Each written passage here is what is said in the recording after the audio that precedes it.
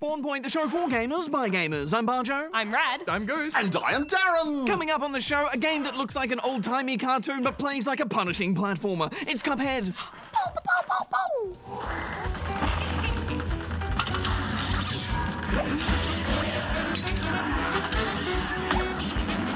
Oh, beautiful but brutal. Well, if you're after something a little more relaxing, how about a game that blends the look of Stardew Valley with an RPG and makes it all about sport? Because that's Golf Story.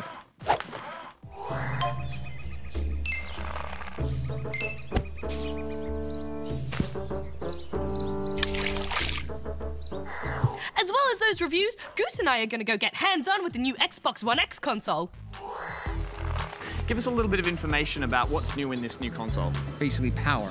We wanted to be the most powerful console that ever shipped.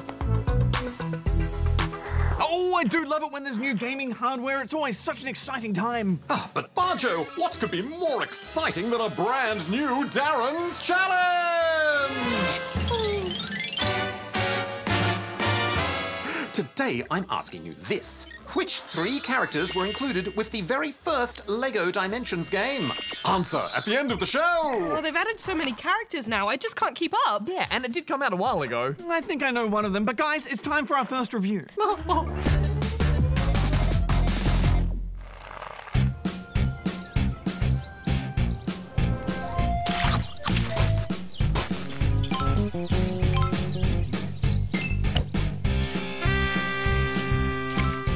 Golf Story by Sidebar Games puts you in control of a pixelated little golf pro who's got big dreams. After learning the basics of the game from your dad, and in front of a rather distracting crowd, you jump forward 20 years, where you've returned home with the ultimate goal of earning the reputation as the greatest golfer of all time.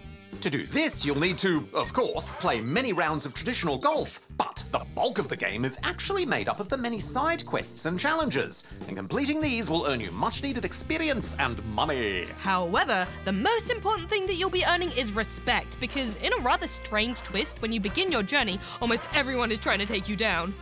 Other golfers are mean to you, your coach refuses to teach you, and even when he does, it's all negative feedback. Oh, I can't play under these conditions. It's all really off-putting, isn't it? But at the same time, I think it's a really interesting way to approach this underdog story. It's you against the world, and in this case, it's a very weird world where everything revolves around golf. Fortunately though, every problem in Golf Story can be solved with golf. Golf! Exactly, Rad.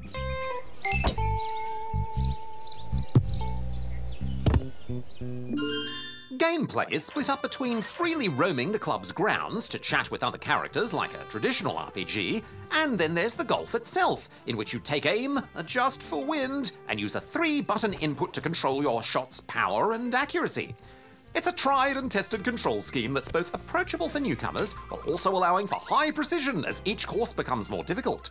Especially with the addition of pesky critters on the course. Freeze, gopher! And you don't even need to be on the course to take a swing. You can take a drop shot from anywhere at any time. It can get a little hazardous though. It's great. 4. 4! Ah, watch out! Sorry. And while it's fun to mess about with, it's also put to good use when it comes to puzzle solving and hunting down secrets. Yeah, it's almost like golf here is your superpower. I love the idea that the developers have sat down and thought, let's take the swing mechanic outside of golf and just build a whole adventure around it. It's genius! And like any good role-playing game, as you complete objectives and level up, you can spend points to improve skills like power, spin, and accuracy. You can also head to the pro shop to purchase new clubs and gear that will increase your stats. However, I was pretty disappointed to see that each shop only stocked 1 or 2 items. It left me wondering what to do with all my winnings. Might have been nice to be able to buy some like cool golf threads or maybe a silly hat, you know, stuff that we're used to with other RPGs. This is in fact the second game we've reviewed this year that's added role-playing elements to the game of golf in an attempt to raise the stakes and keep you playing for more than just a couple of rounds. How do you both think Golf Story does? Well, D.A.R.R.E.N, golf's a great fun game, but it does have a tendency to drag on a little bit, and that was actually my issue with the game Everybody's Golf. But in Golf Story, rounds are broken up with little missions and mini adventures, and I think they're the perfect solution to keep things interesting and unexpected. I mean, to be fair, they're all just different types of golf shots, but there's plenty of variety and creativity behind them. Oh, I agree. Just when I was getting tired of playing regular old tournaments, the game mixed things up. Suddenly, I was bouncing shots off turtles in a pond, hunting down an ancient lost idol, even chipping eyeballs into skeleton minions. Now that is my kind of golf. It's all very silly, but I think that's why it works, because golf is usually so serious. Traditional clubhouse rules, these are not. Luckily, if that's what you're after, there is the ability to play a quick few rounds from the main menu. And you can do this solo or with a friend for a bit of friendly competition.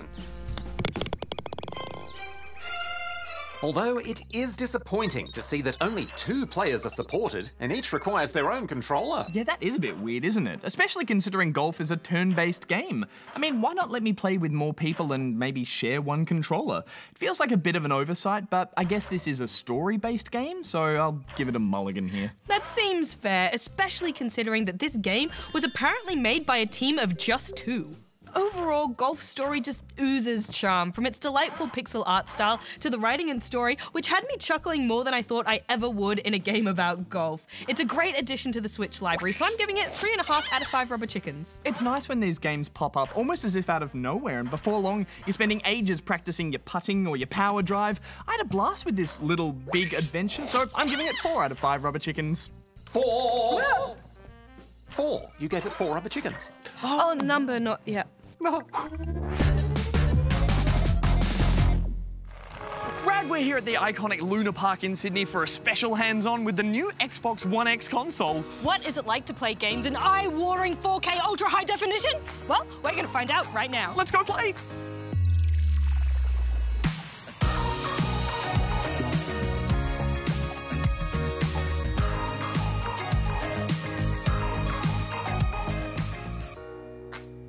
Goose, there are a ton of new games here on show, as well as some older titles that have been upscaled to 4K, which is really interesting to see. Plus, there are plenty of games journalists here ready to put the Xbox One X through its paces. Personally, I'm looking forward to some Super Lucky's Tale. What about you? Ooh, I think I might play some Forza Motorsport 7. Ah, good choice. Let's go.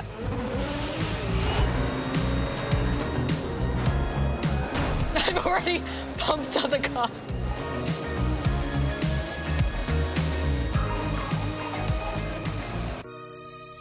Give us a little bit of information about what's new in this new console. Basically power. We wanted to be the most powerful console that ever shipped. Compatibility was another kind of important aspect for us, that all your existing games, apps, and accessories continue to work. And kind of the last one is one we call a craftsmanship. It's the smallest console we've ever shipped as well. But it's also smaller things, just how the box looks, how the box feels. Kind of an example I like to use is when I bought it home, I sat it down on top of my S, and the plug locations were exactly the same. So it's just the little things like that that make a big difference, and that kind of speaks to the craftsmanship point. Oh, it's too cute. I'm gonna be sick. It's just too colourful. 4K, at least in Australia, is still a fairly new bit of technology. Is this something that's gone into the thinking? While 4K is an important part of the experience, we really think it's broader. And so even if you have an existing 1080p television, all your existing games actually run better, regardless of your television. They load faster with titles that take advantage of this technology called dynamic resolution. You'll actually have better resolution. You'll have steadier frame rates. Not only will games run better, another technology we're bringing to bear for 1080p televisions is this technology called super sampling. What that does is it renders kind of off screen at 4K and then downsamples it to 1080p before it goes to television. And it provides a crisper image than if you were just going native 1080p.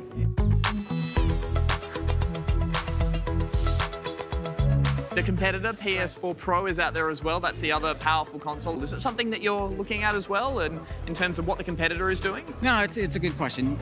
Short answer is yes, we're always paying attention to what our competitor's doing. When we kicked off the project, though, we didn't know about the PS4 Pro.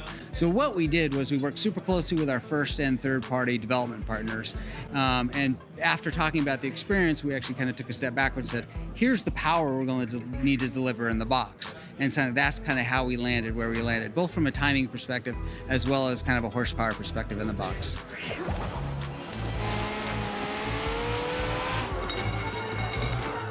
Because I think if we take a big step back, at the end of the day, we're all gamers. And that's kind of where I always go first, is we're all gamers. And the more we can all remember we're all gamers, I think it's better for everybody.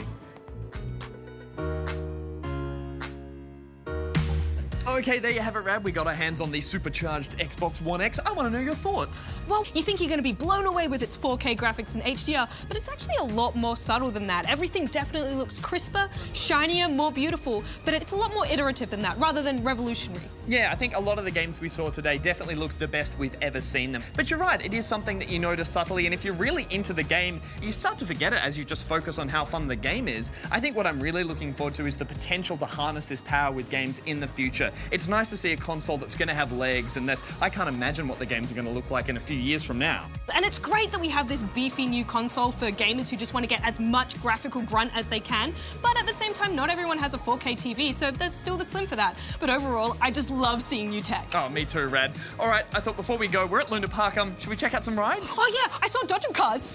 Wait, more of a Ferris wheel guy.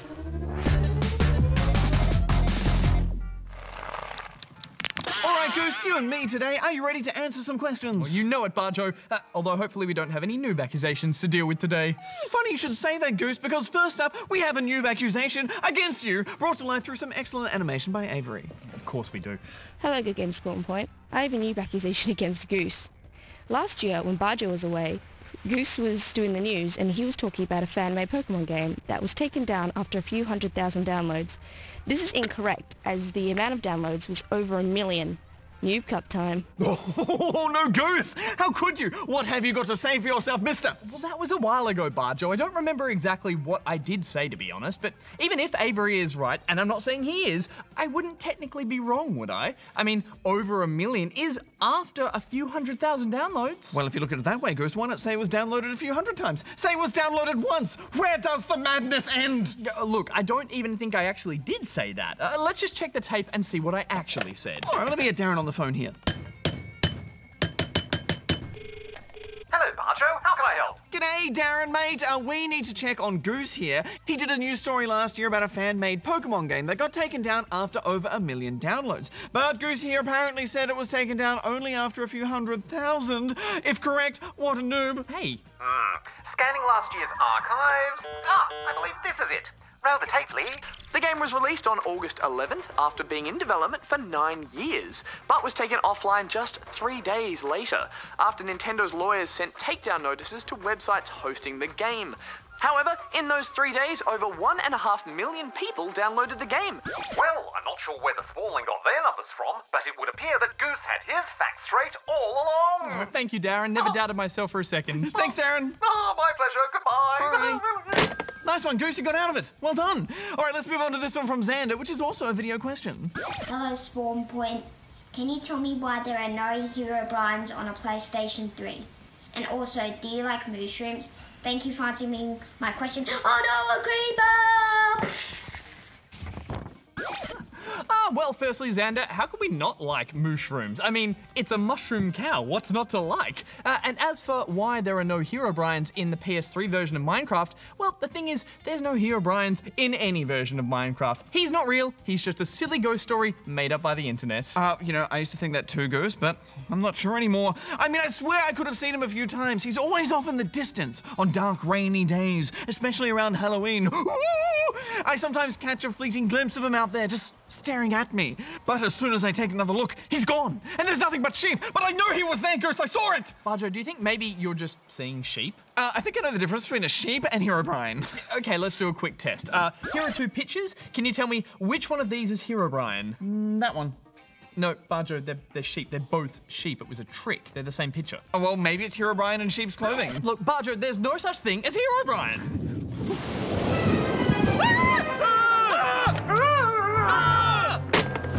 What was that? What was what? The lights! And Herobrine, his head, it was right there. Didn't you see it? You screamed. I screamed because you screamed. You startled me, Goose. You're weird. Let's move on to this one from Harry, ruler of Knack. Hello, Good Game Spawn Point. My name is Harry, ruler of Knack. I've played Knack 1 and Knack 2. What game do you think I should play next? Well, Harry, ruler of NAC, I think we can make a few recommendations to you based on what you said there. Obviously, you have a PS4 and a penchant for platformers. Ooh, penchant, la-di-da. Yes, I want to go to French Perth later in the year, so I want to expand my vocabulary. Oh, very good. But would you call NAC a platformer? I think it's a bit more of a beat-em-up, in my opinion. True, which is why at the top of my list of recommendations would be the Ratchet & Clank remake. It's got a perfect mix of fighting and platforming with a charming cast of characters to boot. Ah, yes, an excellent choice. For some more traditional 3D platformers, though, you can't go wrong with the Crash N-Sane trilogy or Rayman Legends, and Shovel Knight is great if you prefer the two-dimensional angles. Good picks there, Goose. And we've been hearing good things about Hat in Time, which came out recently, but we haven't had a chance to review it yet. But it looks like the kind of game you'd enjoy if you liked knack. Hopefully some of those fit the bill, Harry, because on that note, we are out of time. And if you've got a question you would like to send in to us, you can do so here. All right, Bajo, I want to get out of here in case Herobrine shows up again. I thought you didn't believe in Herobrine, Goose. Seeing is believing, Bajo. All right. It was right here.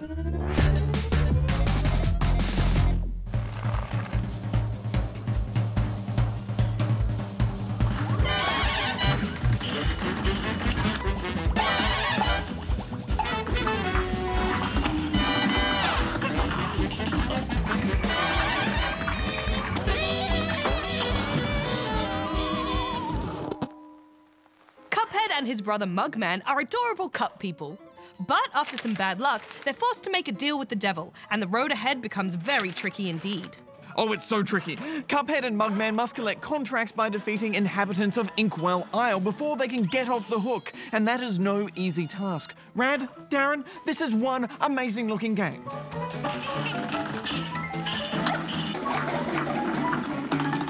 Wow, it just looks incredible. Every now and then a game will come along and make you sit up and go, wow, and this is one of those games. Absolutely, Bajo. Cuphead is a visual masterpiece, and it takes inspiration from cartoons from the 1930s.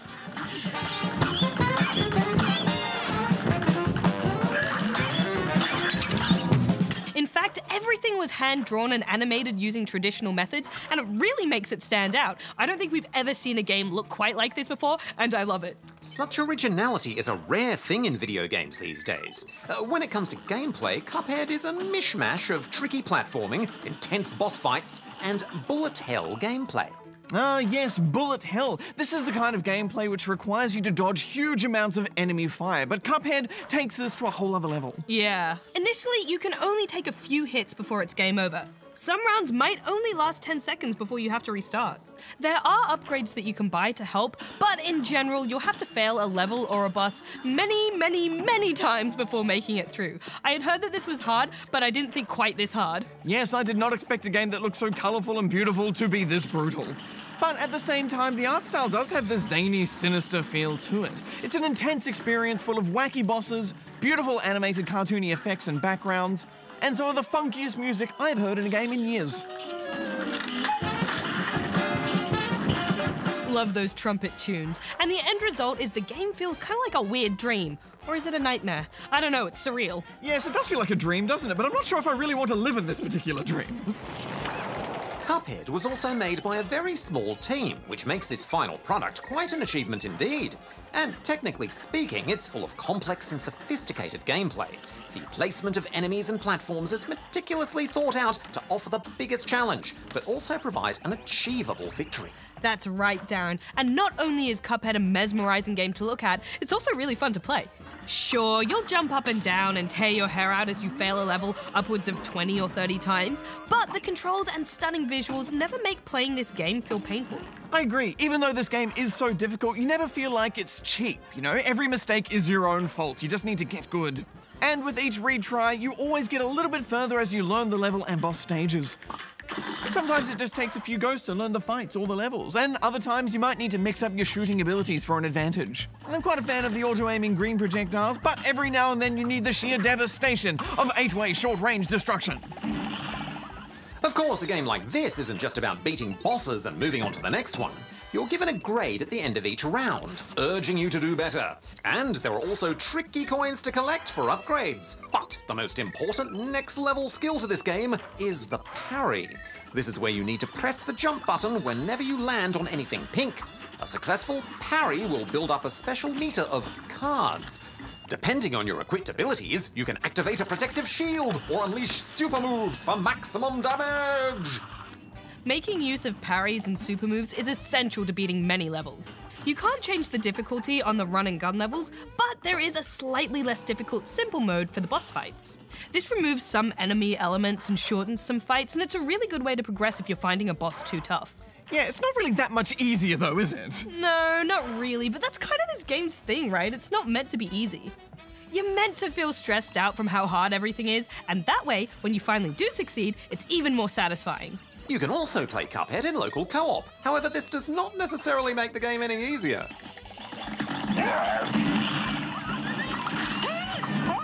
Yeah, and the added chaos of a friend can actually almost make things harder. I found this game so satisfying. I don't think everybody would enjoy this game, but I recommend everybody to at least give it a go because there is nothing else out there like it. And you never know, you might actually really like this game kicking your butt. I'm giving it 5 out of 5 rubber chickens. Yeah, it's really challenging, but they managed to keep it fun, which is not an easy task at all. I'm also giving it 5 out of 5 rubber chickens. Double fives! High fives!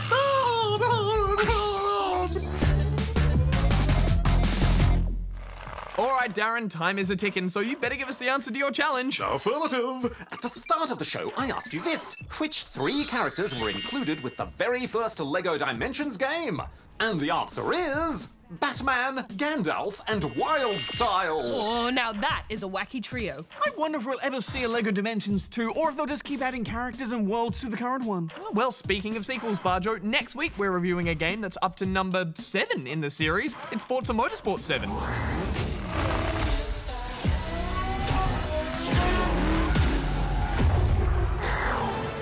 And we see how it sizes up to Gran Turismo Sport. Vroom vroom! Ooh, I'm also going to go on a new Learn excursion to find out what it takes to be a games tester. And how common are bugs in a game? Oh, they're quite common. So you would find them all the time. Running through code or playing through a game, you would usually encounter quite a few issues during the development cycle. Oh, it must be so hard finding all those bugs. That sounds great, Rad. Well, until then, be nice. Have fun. And keep gaming. Goose out. Rad out. Bajo out. Darren out. So what's the worst bug you've ever found in a game? Oh, definitely the spiders in Minecraft. Oh no, I don't mean those kind of bugs. I Oh, mean... there are the bees in Donkey Kong Country? No, like glitches. For old school, you can't beat Centipede. Ugh. Yeah.